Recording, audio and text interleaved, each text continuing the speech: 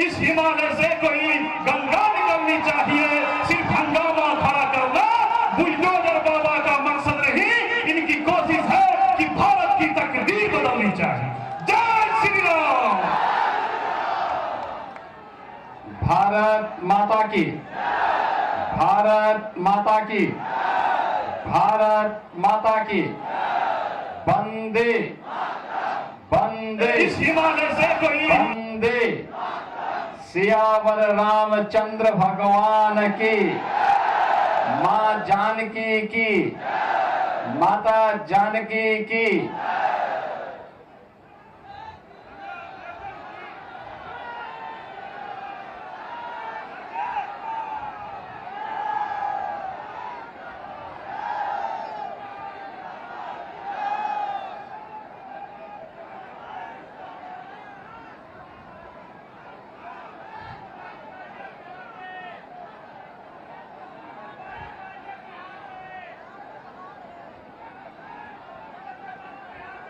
आज की इस चुनाव नामांकन सभा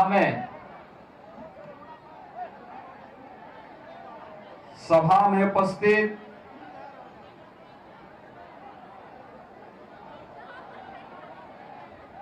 बिहार सरकार के मंत्री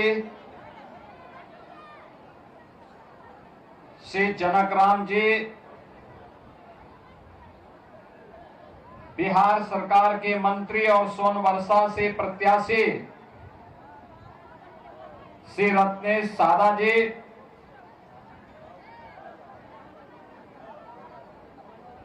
सहरसा के लोकप्रिय प्रत्याशी डॉक्टर आलोक रंजन जी, महसी के लोकप्रिय प्रत्याशी श्री गुंजेश्वर शाह जी,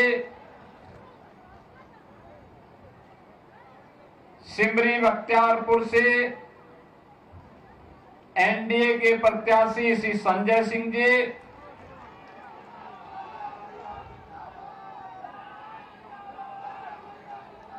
हजारीबाग के लोकप्रिय सांसद श्री मनीष जायसवाल जी,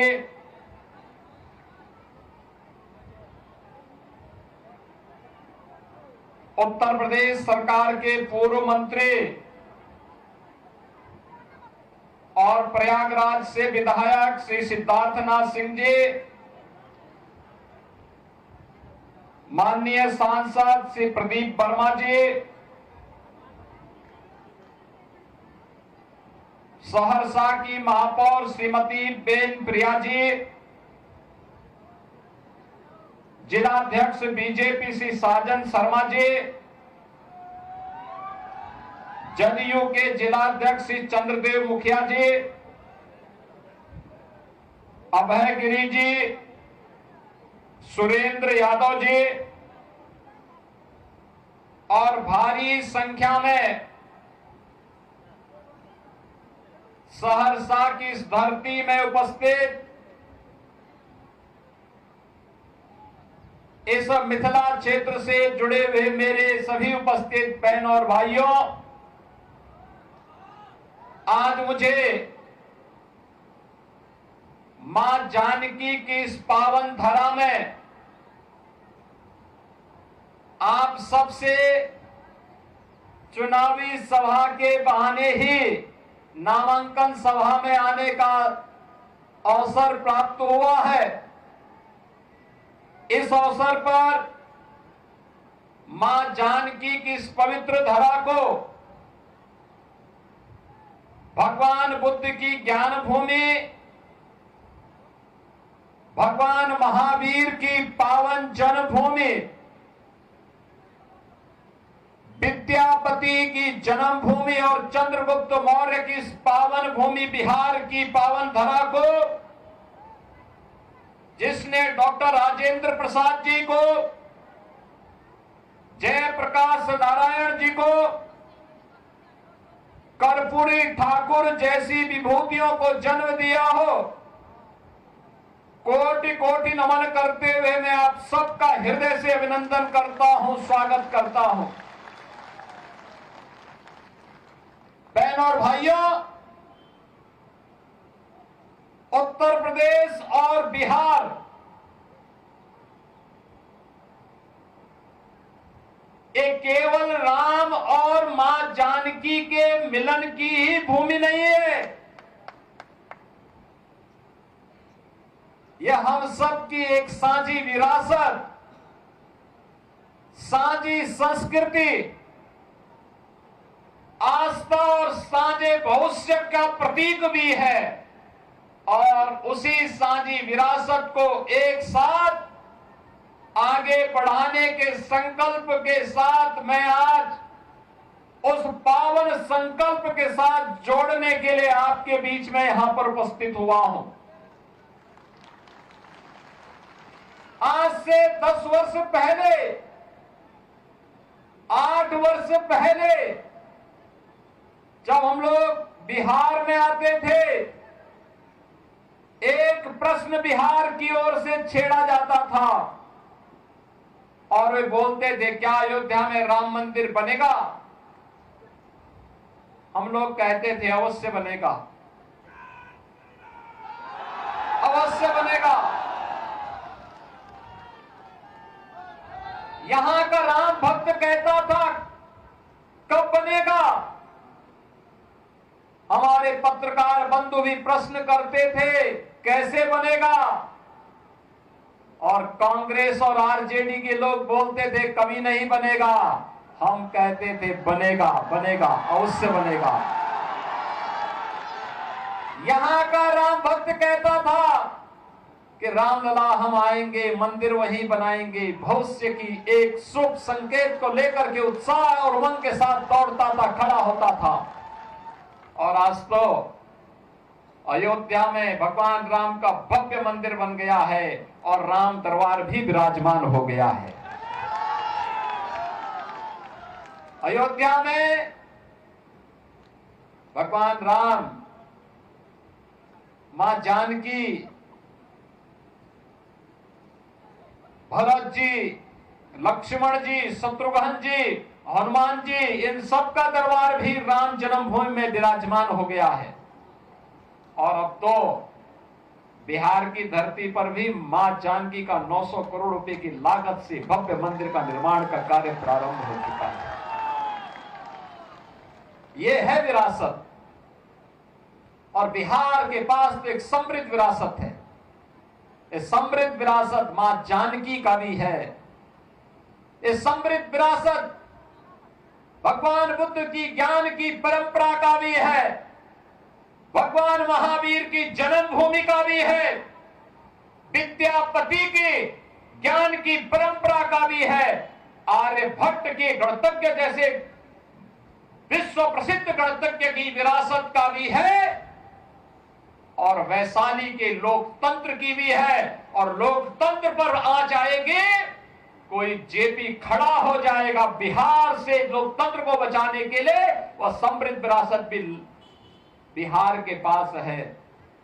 याद करिए, इसी बिहार की धरती ने डॉक्टर राजेंद्र प्रसाद जी को जन्म दिया था। देश के प्रथम राष्ट्रपति बने और राष्ट्रपति बनने के बाद स्वतंत्र भारत में सोमनाथ के मंदिर का पुनरुद्धार का कार्य होना है। पंडित जवाहरलाल नेहरू ने कहा नहीं जाना है। राष्ट्रपति ने कहा नहीं, मैं जाऊंगा, क्योंकि भारत के सांस्कृतिक, भारत के नए आभा को वैश्विक जगत में प्रस्तुत करना है। इसलिए सोमनाथ के मंदिर के पुनरुद्धार के कार्य का कांग्रेस भले ही विरोध करेगी, लेकिन भारत के राष्ट्रपति के नाते भारत की आस्था का सम्मान करना मेरा दायित्व है। और डॉक्टर राजेंद्र प्रसाद जी वहां गए थे, सोमनाथ की धरती पर गए थे। आप याद करिए, मोदी जी पहले प्रधानमंत्री हैं जो अयोध्या गए। श्री राम जन्मभूमि पर भगवान श्री राम के भव्य मंदिर के निर्माण की आधारशिला भी रखी। और गत वर्ष भगवान राम लला को विराजमान करने का काम भी प्रधानमंत्री मोदी जी ने अपने कर कमलों से संपन्न किया है।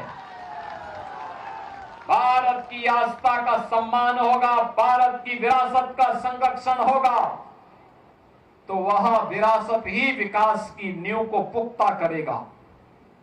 बहनों और भाइयों, क्या हो रहा था कांग्रेस के शासनकाल में?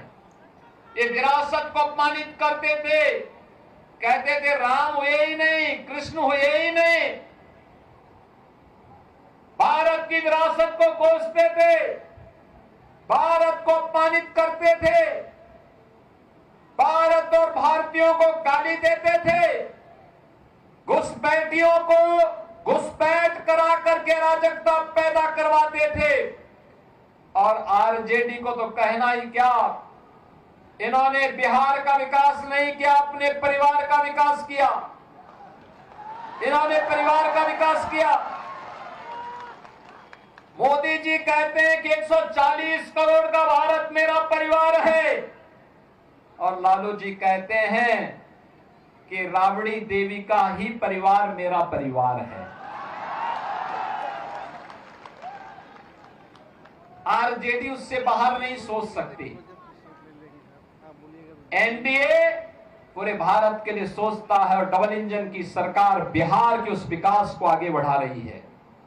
नीतीश जी के नेतृत्व में पिछले 20 वर्षों में बिहार ने विकास की जिस नए प्रतिमान को आगे बढ़ाया है, ऊंचा किया है, आज गांव-गांव की कनेक्टिविटी को तेज किया है, उद्योग लगने प्रारंभ हुए हैं, इंजीनियरिंग कॉलेज बन रहे हैं, विश्वविद्यालय बन रहे हैं।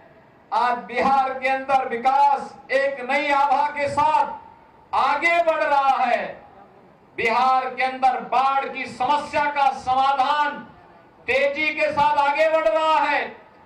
आज जब बिहार में विरासत और विकास के इस अभियान को आगे बढ़ाने का कार्य एनडीए की डबल इंजन की सरकार आगे बढ़ा रही है, बिहार की पहचान आज मेट्रो के रूप में, रेलवे की बेहतरीन कनेक्टिविटी के रूप में, हाईवे के रूप में, एक्सप्रेसवे के रूप में, एयरपोर्ट के रूप में, वाटरवे के रूप में आज जब बिहार को पहचान मिल रही है, तो आपकी इस पहचान को फिर से धूमिल करने के लिए कांग्रेस और आरजेडी ने एक सगोपा छोड़ा है कि विकास नहीं बुर्का चाहिए। उनको विकास नहीं चाहिए, उनको तो बुर्का चाहिए, जिससे फर्जी वोट डाल करके यहां के गरीबों और दलितों के हकों पर वे डकैती फिर से डाल सके। बहनों और भाइयों, ये बिहार के चुनाव में ये विकास की बात नहीं कर रहे हैं। इनको विकास नहीं चाहिए, इनको बुर्का चाहिए। फर्जी वोट डलवाएंगे लेकिन चेहरा नहीं दिखवाएंगे। तीर्थ यात्रा में विदेश जाएंगे, एयरपोर्ट पर चेहरा दिखाएंगे, अपना वहां पर पासपोर्ट दिखा करके अपनी फोटो भी दिखाएंगे, लेकिन बिहार में वोटिंग होगी तो कहेंगे कि नहीं, बुर्का को छेड़ो मत, चेहरा दिखाओ मत, फर्जी वोट डलवाने दो, जिससे बिहार के गरीबों के हकों पर फिर से डकैती डाली जा सके।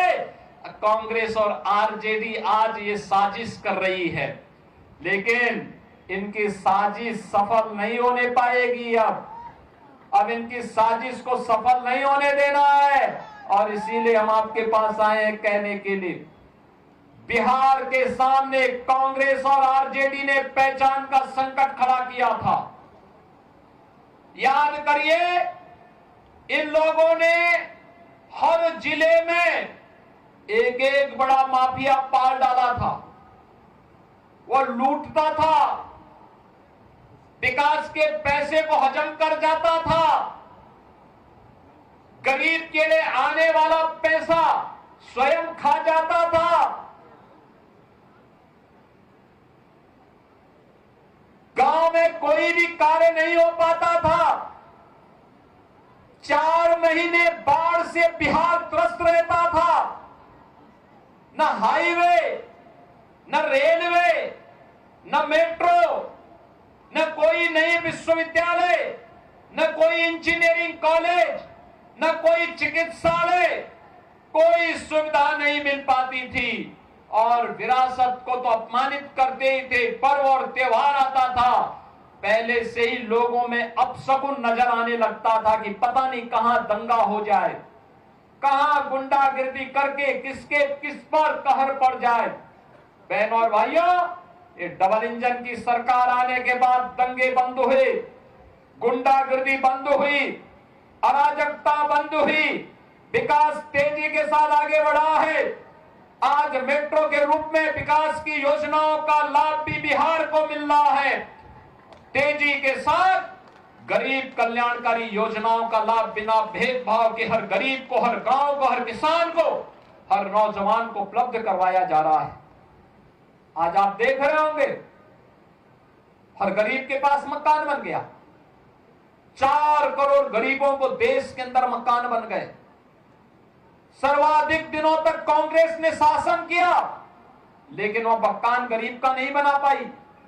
हर गरीब के घर में शौचालय बन गया, हर गरीब को उज्ज्वला योजना का फ्री कनेक्शन मिल गया, हर गरीब को 5 लाख रुपए की स्वास्थ्य बीमा का, आयुष्मान भारत की सुविधा का लाभ मिल गया, और हर गरीब के लिए फ्री में राशन की सुविधा का लाभ भी मोदी जी ने सब पूरे देश के अंदर 80 करोड़ भारतीयों को उपलब्ध करवा दिया। पहले कहां जाता था? पहले सभी पैसा यही कांग्रेस, आरजेडी और उनके जितने भी पार्टनर्स थे, उन सब में ये बढ़ जाता था, गरीब के पास नहीं आ पाता था, गरीब ताकता रह जाता था, और ये लोग यहां का पैसा दुनिया के बैंकों में जमा करके आने वाली कई पीढ़ियों के लिए खजाना वहां भर देते थे।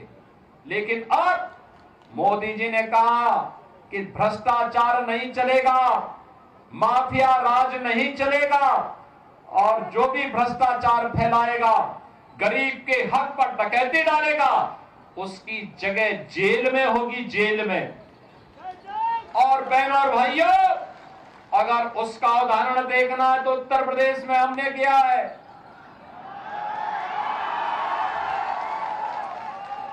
सिद्धार्थनाथ सिंह जी हमारे विधायक हैं, मंत्री रहे हैं हमारे साथ में उत्तर प्रदेश में। इन्हीं की विधानसभा में एक माफिया था, दुर्दांत माफिया था, उसके बंगले को हमने खाली करवाया और फिर बुलडोजर चलवाया। फिर उस वहां पर गरीबों के लिए आवास बनाए, हाई राइज बिल्डिंग बनवाई, और गरीबों को फ्री में एक आवास उपलब्ध करवा दिया। ऐसे लखनऊ में भी होने जा रहा है।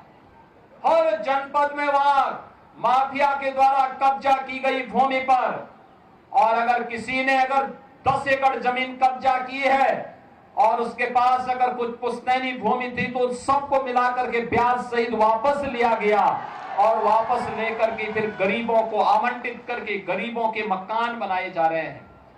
बहनों और भाइयों, माफिया के खिलाफ, गुंडागिर्दी के खिलाफ, देशद्रोही तत्वों के खिलाफ, अराजकता फैलाने वाले तत्वों के खिलाफ अगर कोई लड़ पाएगा तो डबल इंजन की एनडीए सरकार ही लड़ पाएगी, एनडीए का कार्यकर्ता ही लड़ पाएगा। और वही कार्य आज एनडीए की सरकार बिहार के विकास के साथ कर रही है।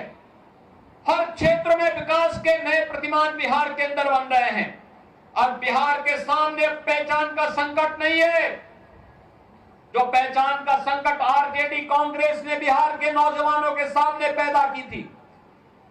बिहार का नौजवान 2005 के पहले अपनी पहचान को छुपाता था, अपनी पहचान को छुपाता था, किसान आत्महत्या करने के लिए मजबूर होता था, पलायन होता था, उपचार की सुविधा नहीं थी, सड़कें नहीं थी। आरजेडी के समय में तो कहा जाता था कि सड़क बनाओगे तो फिर कच्ची शराब कैसे बना पाओगे? यही तो बोलते थे आरजेडी के लोग। बहनों और भाइयों, आपकी पहचान को लोग कैसे धूमिल करते थे। जिस बिहार ने कभी देश को नेतृत्व दिया हो, जिस बिहार पर देश को गौरव की अनुभूति होती हो, जिस बिहार में पाटलिपुत्र भारत की राजधानी के रूप में पूरे देश को स्वर्ण युग में ले जाने का काम जिस बिहार ने किया हो, वह बिहार कांग्रेस और आरजेडी के समय अपनी पहचान के लिए मोहताज हो गया था। और फिर एनडीए की सरकार जब आई, बिहार को आज उसकी पहचान मिली है। और आज इसीलिए हम लोग आए हैं आपसे कहने के लिए, बीजेपी और एनडीए डबल इंजन की ये सरकार बिहार को विकास के पथ पर डबल स्पीड से ले जाने के लिए प्रतिबद्ध है। और विकास की इस प्रक्रिया में आप सबको जोड़ने के लिए आज मुझे सहरसा की इस पावन धरा पर आने का सौभाग्य प्राप्त हुआ है। आप सबसे मैं इस बारे में कहना चाहूंगा कि अब कोई भी बिहार को उस पुराने लालटेन युग में नहीं लेके जाएगा। अब तो एलईडी की दुधिया लाइट में नीतीश जी बिहार को लेकर के आगे बढ़ चुके हैं और बिहार के विकास को कोई बाधित नहीं कर सकता। और बिहार के इस विकास को आगे बढ़ाने के लिए ही आज आप सबका आह्वान करने के लिए मैं आपके बीच आया हूं।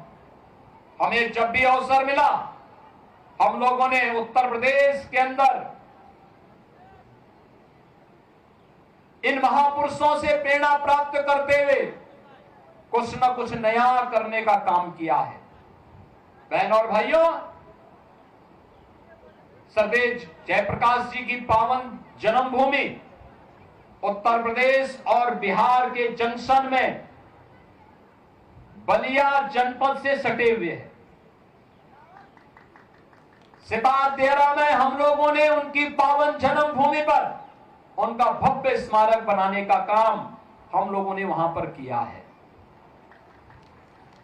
वहां पर सरदेव जयप्रकाश जी ने 1977 में कहा था, एक इच्छा व्यक्त की थी कि मेरी जन्मभूमि में एक चिकित्सालय बनना चाहिए और हो सके तो उसका नाम उनकी धर्मपत्नी प्रभा देवी जी के नाम पर रख दिया जाए। उत्तर प्रदेश में समाजवादी पार्टी की सरकार ये कार्य नहीं कर पाई, लेकिन यह सौभाग्य हमारा है 17 में हमारी सरकार आई, हम लोगों ने वहां के चिकित्सालय का नाम सरदेव जयप्रकाश जी की धर्मपत्नी के नाम पर किया है। आज वहां की कनेक्टिविटी को बेहतर किया है और विकास की प्रक्रिया के साथ, तेजी के साथ सितादेरा भी आगे बढ़ चुका है। हमें उत्तर प्रदेश के अंदर एक नेशनल लॉ यूनिवर्सिटी की स्थापना करनी थी, हमने वह भी प्रयागराज की धरती पे किया। जब विश्वविद्यालय स्थापित हो रहा था, लोगों ने कहा किस नाम से होगा? हम लोगों ने कहा कि संविधान सभा के अध्यक्ष के रूप में डॉक्टर राजेंद्र बाबू का योगदान था, डॉक्टर राजेंद्र प्रसाद जी के नाम पर नेशनल लॉ यूनिवर्सिटी का नामकरण होगा। बहनों और भाइयों, आज बौद्ध कनेक्टिविटी की दृष्टि से अगर आप देखेंगे कितना बेहतर कार्य डबल इंजन सरकार बौद्ध परिपथ के रूप में कर रही है। बौद्ध परिपथ को जोड़ने का काम हो या अयोध्या से सीतामढ़ी तक राम जानकी मार्ग के माध्यम से अयोध्या की कनेक्टिविटी को बेहतर बनाने के लिए यह कार्य भी डबल इंजन की भारतीय जनता पार्टी की उत्तर प्रदेश सरकार आपके साथ मिलकर के कर रही है। और इसीलिए आज आप सबसे कहने के लिए मैं आया हूं, भारतीय जनता पार्टी ने सहरसा से एक लोकप्रिय प्रत्याशी डॉक्टर आलोक रंजन जी को आपके बीच में पुनः उतारा है। डॉक्टर आलोक रंजन जी आपके बीच में हैं। सोनबरसा से बिहार सरकार के मंत्री श्री रत्नेश सारा जी प्रत्याशी के रूप में आपके बीच में हैं। महासी से श्री गुंजेश्वर शाह जी प्रत्याशी के रूप में आपके बीच में हैं और एनडीए लोजपा के प्रत्याशी सिमरी बख्तियारपुर से श्री संजय सिंह जी आपके बीच में हैं। बहनों और भाइयों, ये एनडीए के हमारे प्रत्याशी हैं। एनडीए के इन प्रत्याशियों को विजयी बना करके भेजेंगे ना, बना करके भेजेंगे, ये सब विजयी बन करके जाएंगे ना। तो आज तो नामांकन की प्रक्रिया पूरी होने जा रही है। अभी दीपावली के बाद चुनावी सभाएं होंगी। इस अवसर पर आप सबका मैं आह्वान करूंगा, ये चारों प्रत्याशी यहां पर एनडीए के हैं। इन एनडीए के हमारे प्रत्याशियों को भारी बहुमत से विजयी बनाना है, एनडीए की सरकार को लेके आना है। आप सब इनको विजयी बनाएंगे तो मेरे साथ बोलेंगे भारत माता की, भारत माता की, भारत माता की जय जय श्री राम, जय जय श्री राम। आप सबको दीपावली की और छठ महापर्व की मंगल में शुभकामनाएं देते हुए मैं वाणी को विराम देता हूं। धन्यवाद, जय हिंद।